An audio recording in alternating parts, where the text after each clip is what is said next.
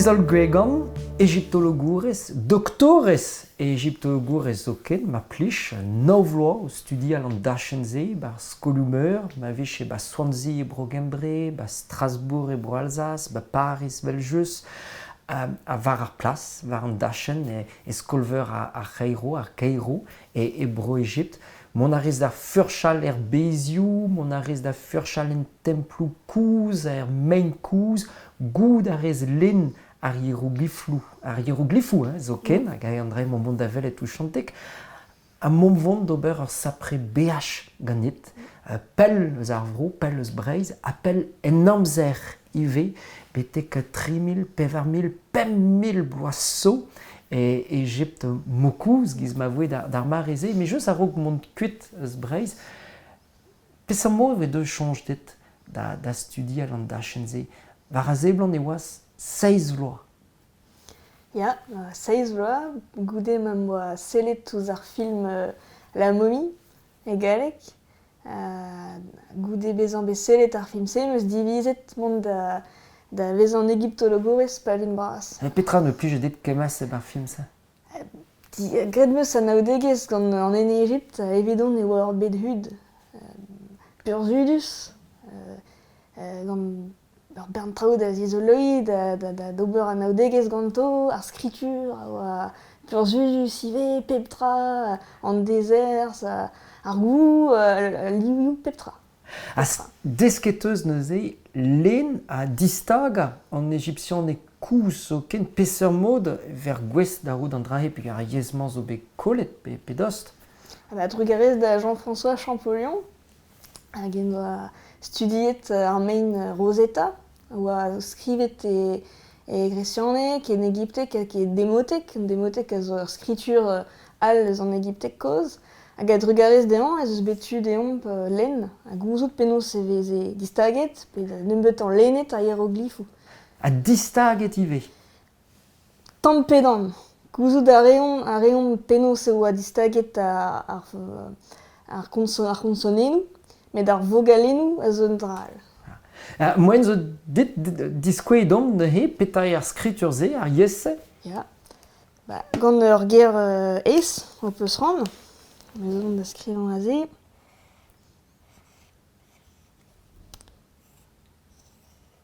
Hop.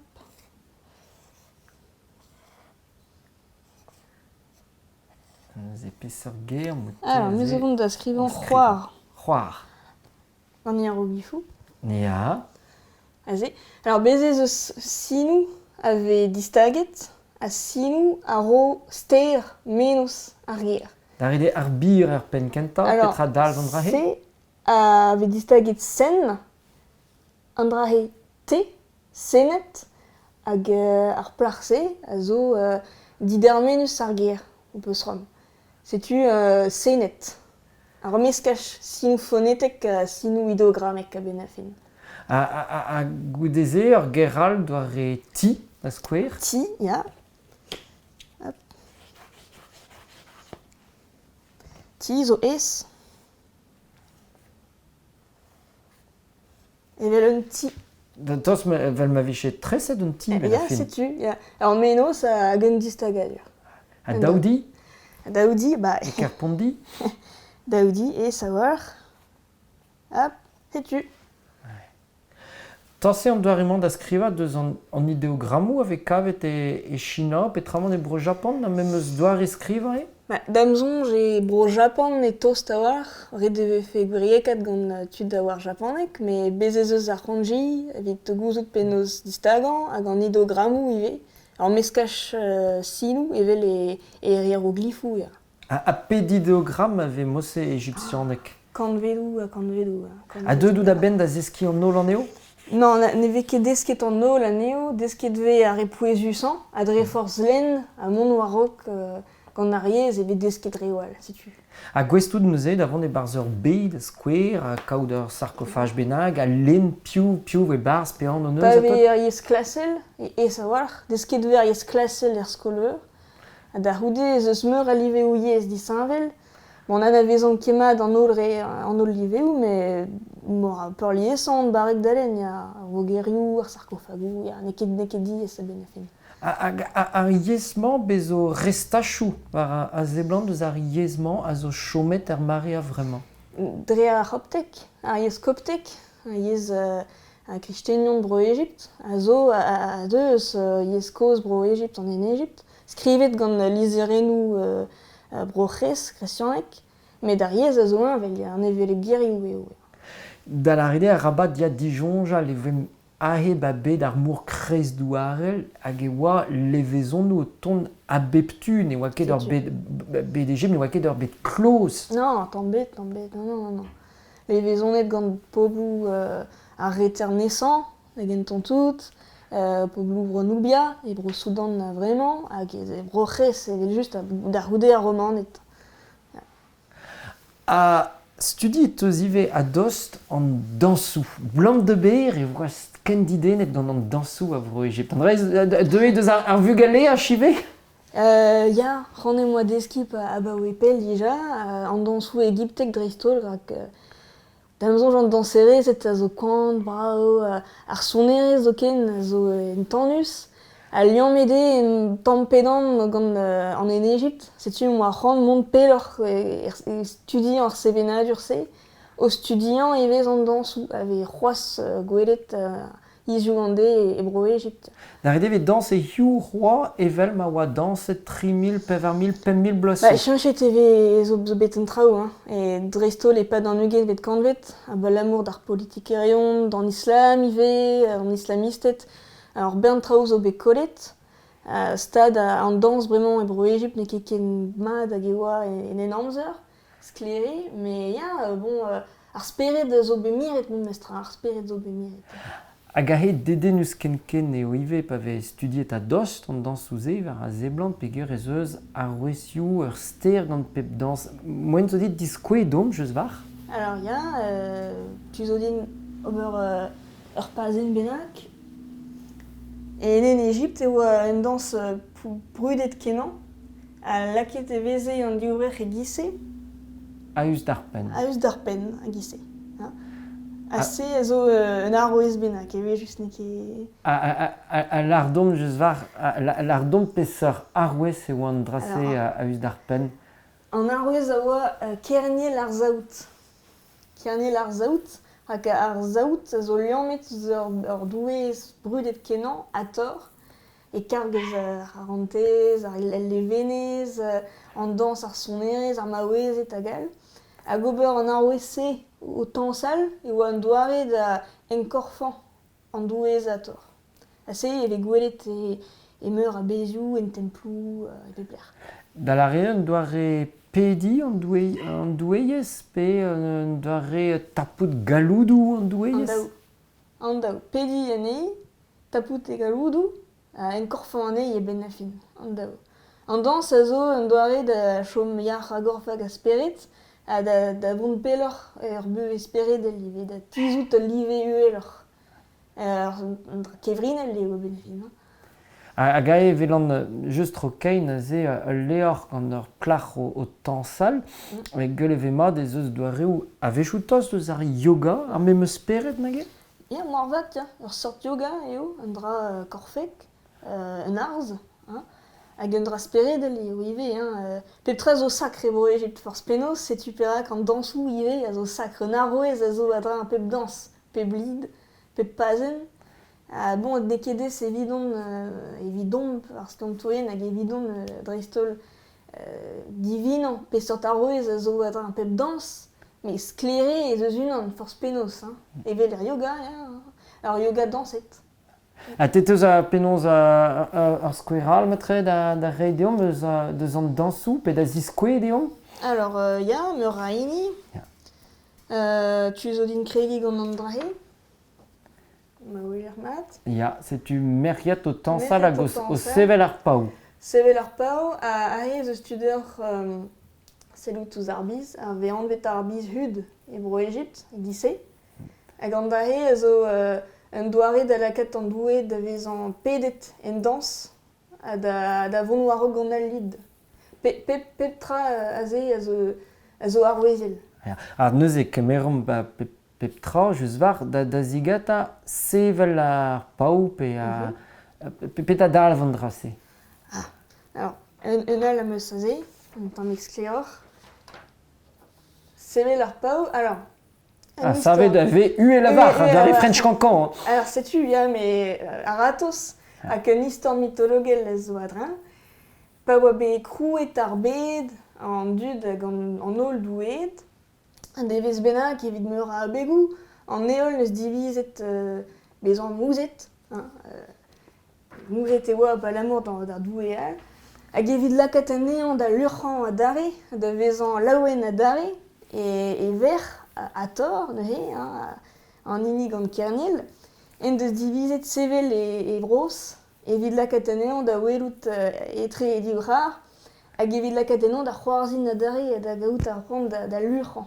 Ha pa vegret ar bazennan e pa d'un dans, e on doare da bedi an eol da lurc'han c'hoaz hag a dare e da viken a ben a fin.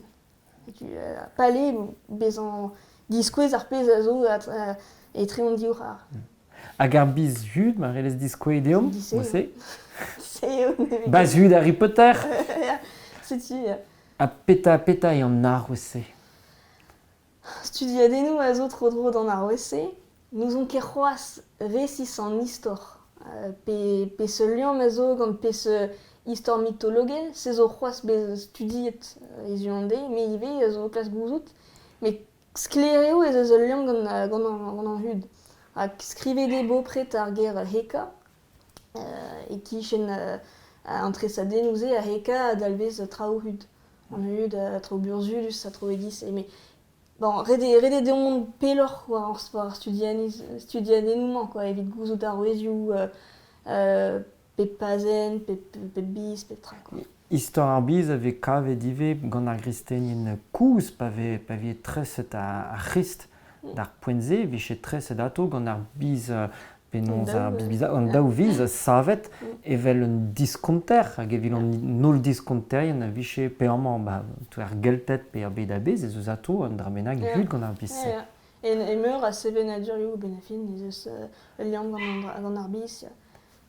Hag ar fet a pest eus diskoe dom sevel ar pau, ma tre mad la ne ket ur vojen istor an eol a oa mouet hag a oa red lakanad ar c'hoarzhin ne ket ur vojen evit ar revien pe evit ar vugol e an dra bennak sakr a oa evito ket a oa livet en tempou.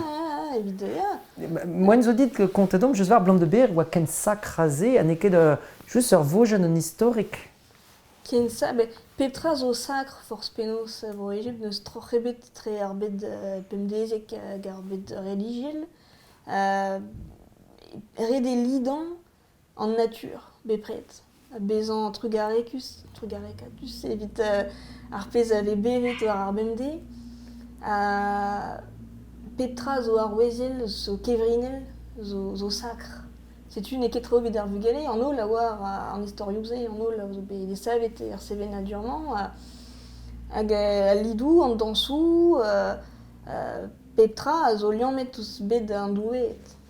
Da la rede an dour, an nil level just a oa an dra bennak sakr, ar gwe a oa sakr, an dezer, ar mein a oa sakr. Ya. Poan on eus da ijin an dra he Ya, pe gant ni on eus un troc'h etre a ferioù an ilis da skouer, a ferioù an due pemdezek. An dansou evit an dudian, evit kot plijadur, hag an dansou sakr, eus ket kalz dansou sakr, vraiment en Europa, d'ar varese nou troc'hebet. Da la rede ret chonjal pa yon dud da gahet dour d'ar voten, pe yon dud o labour at an douar vi had an dra bennak. An zo un doue ur spenos. Api, an vet, a zo en doue, en natur, a zo at regarez da Osiris, a zo vevan en douar, hag a lak ar plantou da greski, an oabl a zo renet gant Isis, hag at regaret an oabl ez eus ar glav, pep tra zo, an doue a zo e pep ler. Da la rede red penons diwall deus pep tra ive. Ya, bon, nous on ket an ol gise marteze oa tud ive, ne oa ket denet gant an natur, an traoù sakr. Tu saut a zo e pep ler hag evro Egypt ive, mais ya, speret ar vro a oa doujan ouz an natur ouz pep tra. Hag pep tra zo sakr. An eus ket muiz ouz an dour, pe ar plantou, eus ket mui eus ar buez zo sakr. A lonet a oa sakrive, a lonet a labousset. Ya, mais bon, tu vois l'argent année ou mestra, ne oa ket végétarien tud en Égypte. Mais ya sakr e oa liamet gant a bet an doué live, mais tu a oa l'argent année evel profadennoù d'an douet, sais-tu. Liam ispicial o doa gant ar loenet.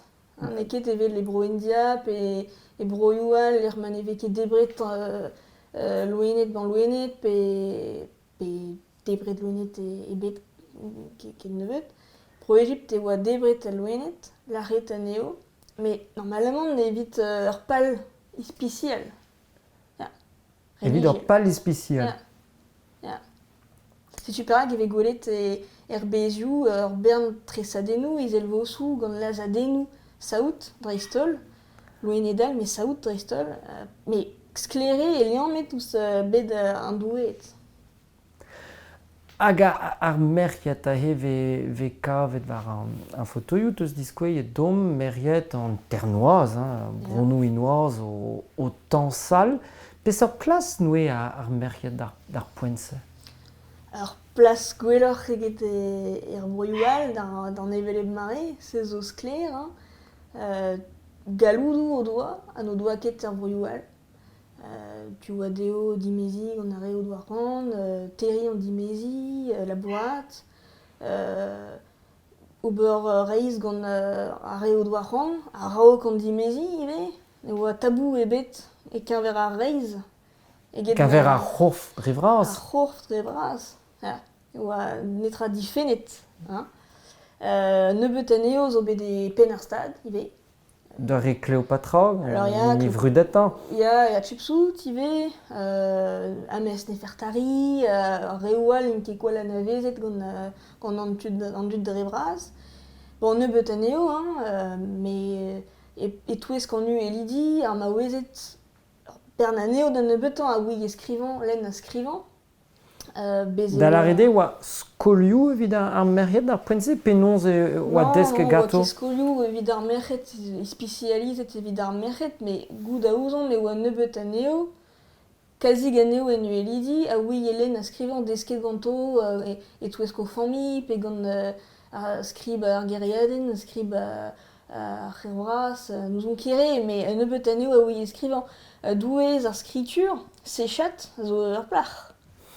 C'est du bon, un dramenak a zo gant ar maouezet ar skritur. Redelar e penonz mythologiez an Egyptianet kouz ive, ez eus, enfin, ar plac'h, ar vaouez, neus ar plas a bouez a daleg ar penkentaz, ez o mit Isis a Osiris hag ar plac'h a zo neus kemen a bouez hag ar pot, moen zo dit kontadom un tamm mur war ar mit se, just var? Mit Isis a Osiris, bon ba, pevar doué a oa, bror a c'hoarezet, Isis Neftis, an diou blac'h, Osiris a Set, an obreur, Isis a oa dimezet gant Osiris, Neftis gant Set, Set a oa jalouz kenan e keñver evreur, lazet e oa bet gantañ ben a fin, drugarez da Isis ez eus betu dei lakat neon da vevan a dare, a da gaout ur bugel, Horus. A penonz en eus gret, just var? Ma Isis a zo plac'h an draoù, plac'h an hud, quoi, plac'h an draoù religiel kevrinel, da sumet en doa tammou korf Osiris. Tammou eskern? Tammou mea peptra, ad laket aneo etrezo, quoi, staget ad aozet korf Osiris. Aneo an etra mu evit kroui bugale, setu rede o bet dei ober ur siforel gant penos douar gleb, gant de lidou ur bern lidou, barek e oa Osiris a dare da vevan, evit ober ur bugel nemeken, e deo war an, gret ar bugel, a da houde Osiris zo bet kaset dintan an douar, d'ar bedal, vel ma ve laret. Isis a zo chomet gantañ, me Isis zo enoable hag Osiris en douar. Setu perak an douar e bro Egypte zo dragourel, ar potre an douar. Vele brezonek ive, men eket e sevenadurioù, ma lamant peur lies an douar a zo liamet gant ar maouezet. Et pour Égypte, il est en met gant Osiris, dra gourel. A gahe velermat penaos e penkenta mythologiez an Egyptian et ive, ez eus a rempouez ma tre etre ar botret hag ar meriet, ma tre mur a bouez zo ken gant ar meriet. Ar rempouez, men ar feu ar rempouez pa oa be krouet ar bed zo be krouet gant un doue an vet atoum. Hion eus krouet ar bed ra galoudou ar baotret a reou ar meriet a oa gantañ. A peptra... A de oan doue a neptu en ur mod. Ya, tamm pedam. A peptra bed a zo kempouezet gant an dra gourel a benel. Se zo dra pouezus kenon evito. Ne neus bet e bet, ma neus kempouez e bet. Hag evit kaout rempouez eret kaout meret a potret. Setu perak. O deus galoudou tost anvel ouzini ar potret. An drahe a oa un dra bennak se zo modern ken en ur mod an doaremant da dinim jonjal. An drahe a oa kavet e bro Egypt epken pe ger zevenadurioù kouz peurliasa neus ket eus ar rempouez pe neubet. Red vefe goulenn digantud specializet war ar sevenadurioù all, me guere da neubetan skleroc'h eo e bro Egypt. Skrivet eo, tresadennet eo, an disoc'h eo a maouezet war ar bemdeziek, o doa galoudou, muoc'h a galoudou eget e broc'hrez da skouer pe e sevenadurioù ar reter nesan. Ar bern aneo no doa galoud ebet. E bro Egypt oa tost kevatal ar botret hag ar meret. Tu e ar romanet ken neubet. Non, etre ar romanet non, sklere, non. A blam deus eus var e oa bet eus meriet pharaonezet e Egypt. Ya, rak evito dam zonj ar pez a oa an dra pouezusan e oa kaout unan bennak e pen ar jeu e pen ar stad barek da mirout kempouez ar bed da lakat an draoù da vont war-raok. Ha ma oa ur potr e oa ur pot, ha ma oa ur plac'h e oa ur plac'h. Gwelloc'h e oa ur potr hag ur pot a yad ar brezel, a traoù feulst a traoù egise, me ur plac'h a c'hell ive bezan e pen ar jeu. Setu perak on eus nebeut aneo. Kalz muoc'h eget e broioù evel brochina da skouer, pe Roma, zo ken, l'er neusket, bro Egypt eus bet kazi ganeo, ya. Tos a vart eus ar geltet kouz ive en ur mod, l'er ma oa gwirioù gant ar meriet, l'er ma oa ive meriet a oa belegezet. Ya, setu, ya. A het eus diskouezet dom fotoioù gant meriet n'ouz ket ma zo moen da diskouez aneo en dro an ternoaz hag an ar pen ne ket bet troc'het ar blev, met touzet zo ken war ar zeblant ar blev war ou fennou. Ya, setu an drahe a zo dro lavar, met un ar ouez en ur mod eus ar frankis a oa gant ar meriet d'ar poent-se. Ya, tu oa troc'han ar blev. An drahe a c'hoar veie aliez, ar meriet a joazet troc'ha o blev, pe touz a o blev ber. Ya, morvat e oa liant met ouz an dans hag ouz ar strolat religel. A oa, l'er ma oa ar meriet o labourat, evit ma oa... Evit anavezout aneo, pe sor statu da oa ganto, petra ar rent e ar strolat, e lid, peurliesan ar yaouank o deus blev ber, hag ave noaz pen da ben, pe tost. Setu, morvat an dioù se a oa yaouankor, eget, me ne ket sur, ar tezen eus liant me bet gant an oad ne ket sur. Me ya, tu oa bezan e noaz, kaout blev ber, diskouez ar bronnou, diskouez peptra, neus tabou e bet, e kenver an noaz det, e bro Egypt. Ya, a lod a joazet touz a o blev, me vilak a perukennou a blev o chac'hoc'h. Setu, ya. E gwelloc'h eo lakaat perukennou e bro Egypt, en Afrika dre vras an dieu da blij deo lakaat perukennou e sorc'h eo war dro blev fos eget war dro blev gwir, a propoc'h eo ive. Hag ar merc'hed a oa fiche kaer penons pinta tro an daoulagad ar muzelloù a tot. An dreiñ a oa a bouez ive evito d'ar poent-se. Bez a koan. Ya, peptra a zo liamet ouz al levenez. Ar bue a rank bezan an dra laouen. Setu. E ket trist al lidou, zo ken evit un interamant pe ar maro traoù trist, a rank bezan laouen. A red e danol bezan koant. An dreiñ oa gwir e broj, ar vue a oa laouen e digez. Setu, ya. Hag ar maro ive. An tremen a oa trist rak, mont a rekut unan bennak, d'ar bedal, met a roude e oa ret bezan laouen rak tizet e oa begantan pe ganti liveal, ar bedal, ar barados, hag an ra pijus eo, a ret e oa dansal, evan gwin, kalz a gwin, bezan meo. Ya, gwir Ya, bezan meo, a debri, a dansal. Evel e breiz a rok e mod engounel e breiz, e oa lidet an interamantioù ive gise, quoi, gant kalz a alcool, kalz a boued, dans sou, a trao e gise. E oa ket un dra trist an interamantioù e breiz ne beut bloavezhioù zo. Ya. A just var ar merc'hed a gemere pers e penons er marreou a bouez er vue. Ya, me meus skred ma zezen oa ar strolat an vet c'hener. A peta ar strolet se. Ar strolat se, oa ar strolat leun a merc'hed, int a oa specializet en dansou sakr, e lidou. Lidou a evit ar bobl na istol, a roue ive, evit an templou, ne ben templou, an doue dive, met dra istol evit ar bobl. E pad an interamantioù, evit lidan ar gant e digez. Alors, da skoe evit lida penons ar gant e digez bennak, peta vie gret, just var, gant ar merc'hed se. Danset, kanet, gret sonerez, pedi an doue hag an douezet. Da rede pa oa ar vamm neve o iliaoudi, er memeus ler, er memeus kram, er memeus sal, e oa merc'hed tro deiz o tan sal. Ya, bez e oa re specializet evit chikour anei da wilioudi, hag beleiezendal o tansal, o kanan, hag o pedi an douet da vezan a ze, quoi, evit degemer ar babik.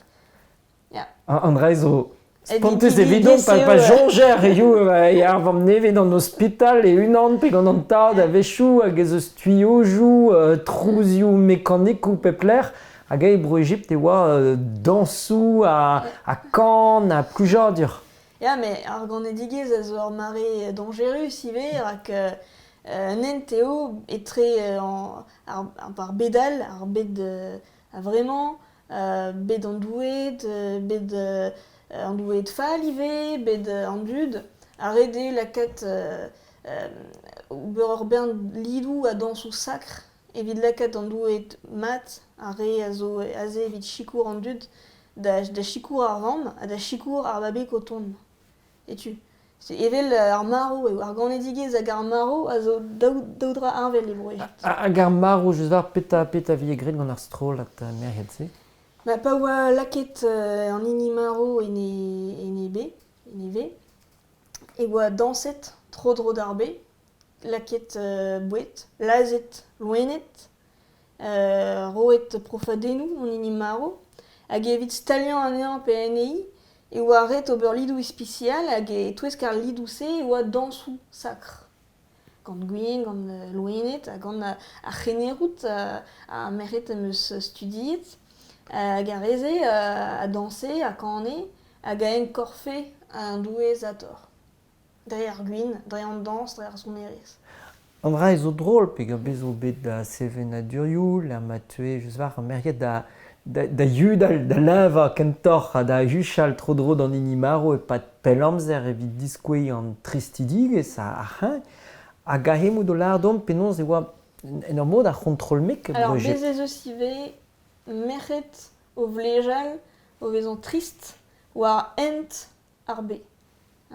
Pa oa kempenet korf an inimaro, a da houde staliet e di neve, war an ent e oa tu vlejal bezan trist Ya, setu bezan trist ad ar roude, pa oa staliet an inimaro en herbe, e oa ret chom e bezan trist. Echu e oa, ar prontadman, red e oa bezan laouen. A gaze e oa welet an c'henerout drestol o tansal, o c'hoarzhin, o evanguin betek bezan meo, a go debri a go larron wenet. A red e derrel chanj an drahe oa ket un engoun oa ket gred an traoù evit ober an traoù peogwir e oa mosse. An drahe a tout ar pezh a gontez dom, pa oa ganet a c'hwed ur bennak, pe maro un an bennak, a oa gred peogwir e oa sakr pep tra tro-dro deo. Ne ket ur vojen, ne ket un engoun, se zo un doare da lida an traoù sakr. Ya, mode naturel, ben da ben, ya. Hag estreget ar ranedigus hag ar marv, pet a vie gret gant ar strolat studiet da dezen. Alors mi me studiet reisto lidou ar maro hag ar ganediges, hag reze a vez gwelet peur liesan er bezioù. En templou ive, ve gwelet aneo, pa oa laket delouenou an doue da vont ermez, evit an dud da welout aneo. Velm ve gret e breiz ive, e koulz ar pardon-nou. Aze e oant ive o tansal, o evanguin, o kanan, evit pedi an doue da vezan gant an dud. Hag evit lakat ar plas hag ar prantadze da vezan sakr ive. Setu en templou evit ar roue. Ar roue en doa ur jubilé, bet tregont vloaz, evit lakat anean da vezan yac'h en-dro a setu. Hag ezom en doaz ar c'henerout ive. Evit pedi a tor, hag a zo an douez pouezusan e bro Egypt. Red da roue dimezi ganti, a dare, evitant da gaout an energiez a zo ret evit mehan ar vro, chom e pen ar jeu. Da rede ammemom var dachen an traoù sak, dachen ar religion, hag a oa afer ar merc'hed ive e bro Egypt. Ya. Peur liesan en templou e oa kez muur a baotret. An templou oa renet gant baotret. Oa ket kalz a merc'hed. Da nebeutañ e mare an impalaerez neve, ze prantad ar pharaonet brudet evit Ramsès daou seti hag al. An templou a oa renet gant baotret. Me ket gant merc'hed.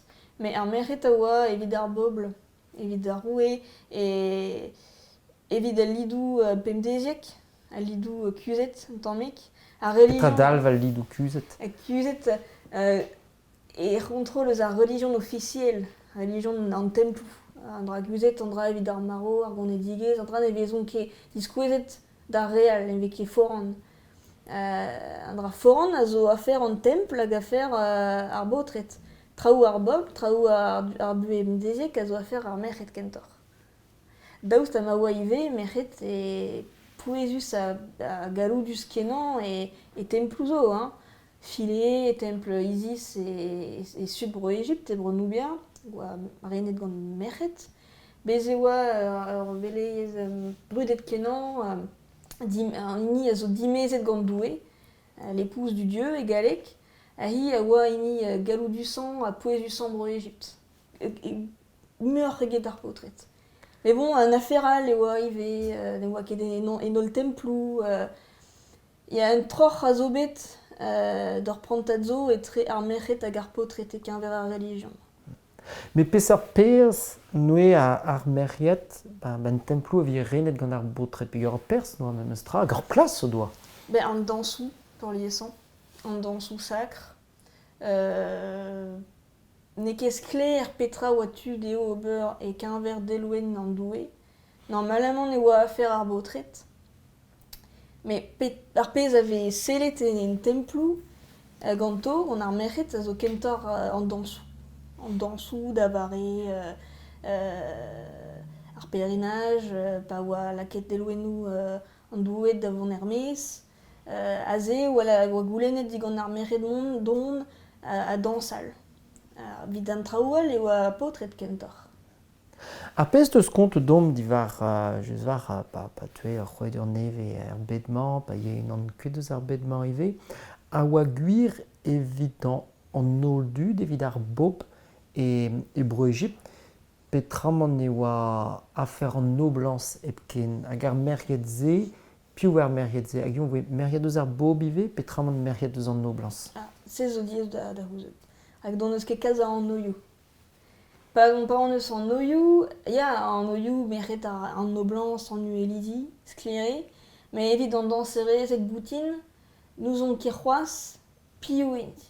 Hag e merc'hed ar bob, deuet e giset, degemeret d'ar strolat evit bezañ stumet, a deski an dansou sakr, hag e merc'hed an noblans nemeken, se mon o klask gouzout, a ne ket skler, hag n'eus ket kaz a skridou, n'eus ket kaz an noioù.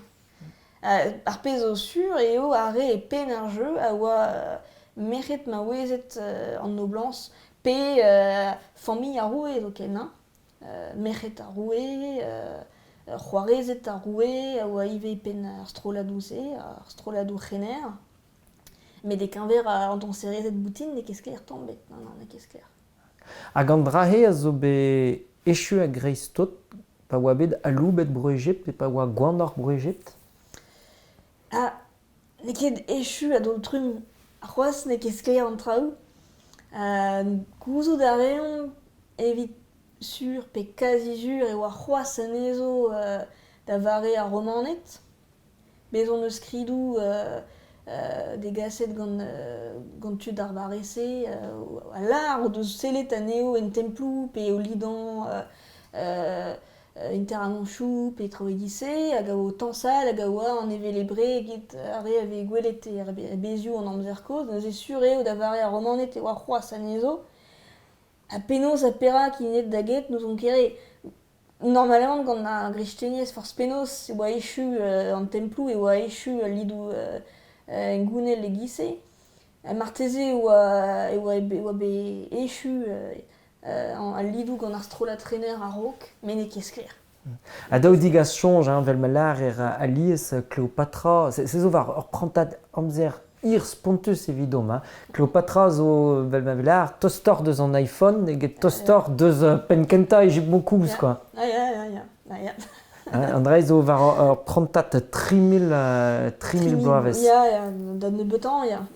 On est en Égypte, a zo 3000 bloaz, war dro 3000 bloaz, hag a ro ki war hag istor, hag a zo pinvidik ive.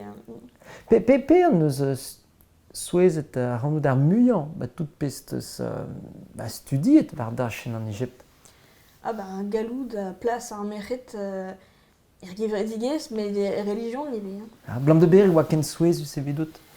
Bezañ desavet en ur vro katolik, e l'er ma neus ket kazablas evit ar merc'hed en iliz, bon, gisemañ, l'er ma ve ret c'hoaz strivan evit kaout galoudou gevredigez, ken ma ne ket fall an traoù e kenver an amzer dremenet.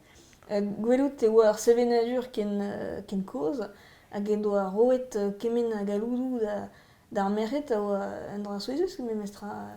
Drestol pa ve sellet tous sevenadur youal evel ar romanet, pe sevenadur broc'hez pe sevenadur youal, l'er ma oa plasebet evit ar merc'hed. E ju bon, dizologi ober an odegez gant an drase oa souezus a roet neus be randien mont pelloc'h gant ar studiadennoù hag da zeski da gompren penaos e yae an traoù ar sevenadur egyptek. A war un dachenn a oa ket be ken studiet da zever a zeblant bete gen plas ar merc'hed e Bro Egypt. Bez eus bet studiadennoù, kentor bet anglo-saxon, eget e brochal. Bon, blam de bet eta. Ar c'halaouet a zo kentor dedennet gant ar skritur, ar skridou koz. An traoù a den eus an denoniez, ar religion, studiadennoù, ar merc'hed, ar baotred, a zo kentor afer ar sozon hag an amerikanet. Ya, gwere. Gisemañ. Ar c'halaouet a zo plijet gant ar skritur, an enoniez ive, an arkeologiez. Tout pez a zo konceptuel giz ma velar. Ya, mur, abstrait, ma velar ete galek. Gar real a zo kentor troet war zu an denoniez. Setu beze oa bet un nebeus studiadennoù, diwar ben ar merc'hed drevras, bon, ar bern a zo bet oa ben ar merc'hed drevras, et diwar ben ar merc'hed religion ne oa kikaz an eo. Setu te zo toe ar regentan, neus kaset ur studiodenn un dezen da ben war an dachenze. Ya, neus kikaz an eo ar anon po neus ket un dezen diwar ben an danvese. Adrestol le studiant ur strolat egise oa ar prantad ken hir, krogeton da studiant an eo da vare ar pyramidennoù, d'ober da vianan, betek fin an impalaerez neve da la rede kentan milvet a-raok Jésus-Christ, et tu war dro daouvil pemkant bla. Ya, netra ne oa beke savet embannet gret diwar ben ar stroladmont a-raok, a diwar ben ar merc'hed religion drevras, deus ket kaz an eo, quoi. A peler teus diskoachet nous on ket skriturioù kouz, testennoù kouz diwar ar merc'hed ze. A peler, bezioù, hag en tan. La rede, edou da furchal e barz ar bezioù. Alors, bez eus kaz a drao embannet, dija, kaz a skridou koz embannet, e leorioù specializet, e bet ar skiontou egyptologel. Me zo et ive, war an dachen, me a labour ober a ran furchadennoù war an dachen. Gwere, bar bezioù ne he. Ya, bezioù, ya. Furchal a rez ban trez, ban dezer, se vit klask ur veret benag, ur bei benag, l'ar dom peloc'h diwar an drahe. Me meus be chans da vez an degemeret gant meur a stroladou e bro Egypt a Soudan, evit d'ober furchadennoù e moniel. Da skouer, labourat an e Saqqara, gant ar mission...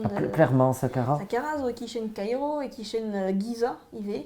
Bez eus ur pyramiden broedet kenan, ni kentan, a bez savet e bro Egypt, pyramiden Saqqara, gant Imhotep. Pepe Zavar e voe. Eh ben, an impalaerez koz, neuze an wardro daouvil, daouvil pemkant, a-raok Jésus-Christ, un tammig mur. Par ede pe var 1000 pemkant blaso, quoi. Tro dro, ya. To spedos, tia. Saqqara a zo l'er bras Pontus gant ur bern beret va. Beret va a roue, tro dro da pyramidennoù a roue, ez eus bezioù an oblans, bezioù fammi a roue. Hag e touez kar bezioù se, ez eus betu kavout skridou neve, delouennoù, izel vossou, tresadennoù, ur bern danve, ar men traoù, a chans meus bet da studiant an nebeut an eo. Da lakat an eo barz ma zezen, da trei testennoù, na oa kebet troet a-raok, a neuze kaout danve neve. Mui ar pez a zo embannet dija, e bet ar skiantou. Ur bern testennoù koz o bet embannet dija, gant an egyptologoien. Ur bern an ezo n'in kebet troet ket nebeut. Embannet eve evit lakat ar pez a zo bet kavet, da houde eret din trei, kompren, furchal, ober liammou, en klaskou, agal, quoi. Setu danvezioù neve, gant ma furchadennoù, a danvezioù koz, me ad implijet ganin, ad troet, ad studiet, ad an drugaret an daoudra, ad eus betu din sevel an dezen. A tro eus bet davant d'ar Soudan ive, da furchal ben trez, l'ar dom peler, penaos, perak. Se zo na feral, neus liam e bet gant ma zezen, edon bet war enezen sai, a zo anternoz bro Soudan e Nubia, Nubia koz. Nubia a zo e tre bro Egypt a bro Soudan, vraiment, troc'het e daoudan. Ha pa lavarez un enezen an dreiz o kreiz al len? Ya, an enezen war an Nil. N'e pas war an mor, an enezen war an Nil, hag war an enezenman, ez eus be staliet beret va, keriadennoù, kerioù, ur bern traoù ben afin, gant an Nubianet, gant an Egyptis koz ive. Ha me oa bet o labourat en ur beret va. Setu o klask dizoloui bezioù neve kavet, Toulou, ober Toulou en douar, a furchal, kavout tud maro, ar profadennoù a oa bet laket ganto erbe, enfin, ar pez a vegret gant an enoniour, quoi. A petra vez santet ganit paiez mos e var an dachen da furchal a maga vez ur sarcophage pe ur chloppenn bennak pe eskern pe tud maro me verme. C'est zo evel un orgasme da zonj, quoi. Tu zo a gemer drom, evit tizout live uel kenan, ur sort barados, evidon un drom pouezusan e fedusan a zo an enoniez. Bezan war l'air, bezan an inin emetan, nemeti o rat kavout ar pez a zo bet douaret pemmen bloaso, neus detra ken burzudus evidon. Neus detra a garo ar sentiment selin. A petra eus var neus roet dit ar sentiment uel an zo ket met eus santet en ur furchal en ur gavout an dra bennak en ur len an dra bennak war ur beive. Un traoù ar bue bem dezek, kavout en ur be, kavet en moa un dra bennak evit stagan ar bleo. Bleo ar plach a oa bet douaret ar BC. E koat, un dra bien egise e koat. Dalvez netra evit an dut, neus aour e bet, ne ket presus, mais bon, implijet o bet evit stagan bleo en an bennak, quoi. Hag pa ve touchet an draze, e ve touchet ar bet koz, quoi, an amzer dre menet, liant ma zo gant an ini en doa se e bleo, quoi. Hag evidon traoù egise a zo burzudus, n'on ket sot gant an aour, ar men presus, gant traoù egise, ne ran ket foutre. Mais traoù ar VPM dezek evidon a zo burzudus, ya. Lam de beap gant dra zo vel ma vefe zo touchant ben ar fin on denguir deus ar mareze. Ya. Ah bah, ya. Ez detra ken burzudus evidon, quoi. Liam spontus, ya. Ur gwir kumuniez arkeologourien zo, plas zo vid ar meriet-se, d'ar emprejouz zo ken e tresor, che, konkurrans. Ya, bon, bremañ c'hoaz se ur kumuniez bihan a war, mais mi meustra ez eus kalz a skolioù bremañ digor et tordor d'ar bet en Europa, Ebro-Egypt l'ar ma meus kroget en Amerika e bebler. Muian adud a war an dachenze, neus ket kalz aneo a ra un dezen, rak neus ket kalz a labour. Ben a fin, setu bern aneo a ra ar mestroniez hag a klaskaout labour hag a ya kuit. Hag a re a ye a peloc'h evel don, neus ket kalz aneo a setu ez eus saj bleo spontus etra an holl, evit kaout ar ran, ul labour, ar post, bezan degemeret ar vro evit labourat war an dachen, bezan degemeret en un aozadur, n'eger un tammik feulst ar el bezan bet an enoniez dre vras, hag evit ar merc'hed, bon ba vefe goulennet digant ar baotret mar vat e vefe laret ganto e mat kenan stad an enoniez evit ar merc'hed, evidon ne ket gwir. C'hoaz ez eus stourmou da lakat stourmou, quoi, labour zo, quoi. Pegur ez eus nebeut a verhet ma barbetze? Non, neus ket neuptoc'h aneo, mais ar baotret a blij deo mirout ar galout, ar postou uel, an ar ran ile, ar brud a pep tra. E diesoc'h e bepret, pa vez an ur plac'h o klask. Mon peloc'h, o klask tizout live ueloc'h, mon warok, diesoc'h e bepret. E giseman, token e brochal, A matichete ur vaz hud, pe ur biz hud, jus var evel dansou neus gwelet o chantek. Petra, ya fes d'ober, nous on ket peseur furchadennou, peseur tazor vefes o klask, peseur ren klask. Ran mije kaout mur a skridou, evit kompren piou oa an danseret se. Hag me me savet un dezen, en klask, c'hoaz ez eus kalz a goulennou e brespont. Ran eus gouzout piou oa ar ma oezet se, o anno, o istor, penaos e oa stumet ar merc'hed, a oa degemeret ar strolat, ar rouez, an holl ar rouezioù a dreñt an dansou, ran eus dont peloc'h gant ar studiet en ekedez rak mon kout a ra kalz a draoudin. Ma mije ur bizud egise e fe kavet ganin mur a skridou, mur a titourou, quoi. neus ket liammoù d'ober gant an dansou ave kavet ato bet a vraiment ba broioal, chanj a la ranme ba bro India, l'air mo deus miret an dansou mokouz, hag l'air nous on ket ma pa zaver ar bizbien et talv un dra bennak var ar galon, pe an avu, pe var ar rof, hag un dra bennak sakr ouz pen, quoi. E bro India o deus miret tout an traouzé, un vel e oan tamm e bro Egypt mokouz. Damnon j'ai un veli. Il y a un veli. Petra a zo ar weziel. Ya damnon j'ai dans sous bro India a zo ur skoren mat, un veli oa. Bremañ e diesor quand on dansou Egyptek a vraiment, zo bet kollet kaz a draou, kaz a rouezioù, diese ober ul liam met tre ar pez avait danset izioù an deiz hag ar pez a oa danset 3000 bloaso. Mais ya e bro India ar velio, pep tra zo ar weziel, pep pazen, an doare da lakat ar biziet, pep tra ya. An veli ya, bro India zo ur skoren mat ya. Un nereso deus bro Egypt bet a vraiment, pe même deus an dansou te studiet ba bro Egypt mokouz bet a vraiment, chanj a la ranive bar soufiet, dervish tourneur giz ma velar, l'air ma gaver un dans sak, l'air pep pazen, pep chestraouen, an a an dorn, an biziet, an duvrer a zo sakr hag ar wezi alive.